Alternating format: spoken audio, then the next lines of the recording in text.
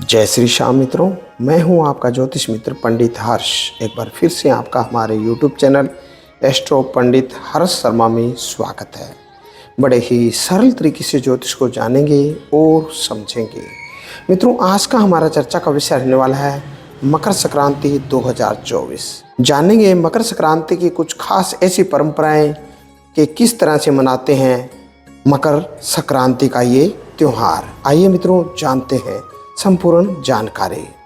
मित्रों, सूर्य के मकर राशि में जाने पर मकर संक्रांति का पर्व मनाया जाता है। इस बार 15 जनवरी 2024 को यह पर्व मनाया जाएगा। मकर संक्रांति दिन से सूर्य के स्पष्ट रूप से उत्तरायण होने पर उत्सव मनाते हैं।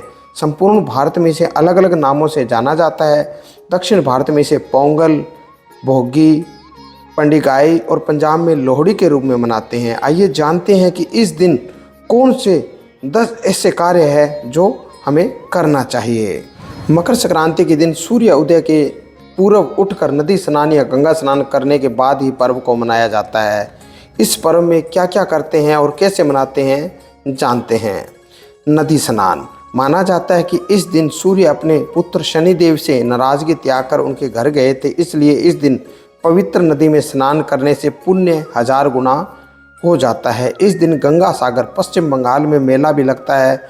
नदी में नहीं तो घर पर ही जल में गंगा जल मिलाकर आप स्नान कर सकते हैं। सूर्य आराधना, इस दिन सूर्य उत्तरायण होता है। इस दिन से धीरे धीरे दिन बड़ा होने लगता है और रातें छोटी।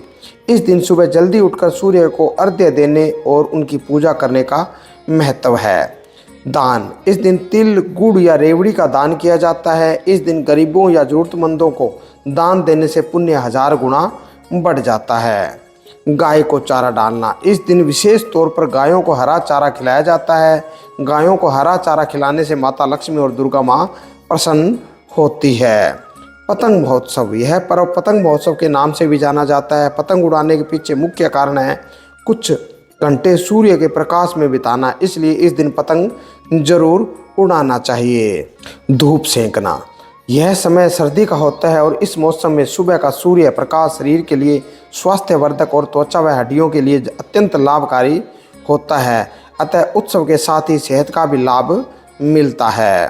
तिल और गुड़ खाना, सर्दी के मौसम में वातावरण का तापमान बहुत कम होने के कारण शरीर में रोग और बीमारियां जल्दी लगती है, इसलिए इस दिन गुड़ और तिल से बने मिष्ठान या पकवान बनाए, खाए और बांटे जाते हैं। इनसे गर्मी पैदा करने वाले तत्वों के साथ ही शरीर के लिए लाभदायक पोषक भी पदार्थ होते हैं। खिचड़ी का भोग, उत्तर भारत में इस दिन खिचड़ी का भोग लगाया जाता है और गुड़, तिल, रेवड़ी, गज्जक का प्रसाद भी बांटा जाता है।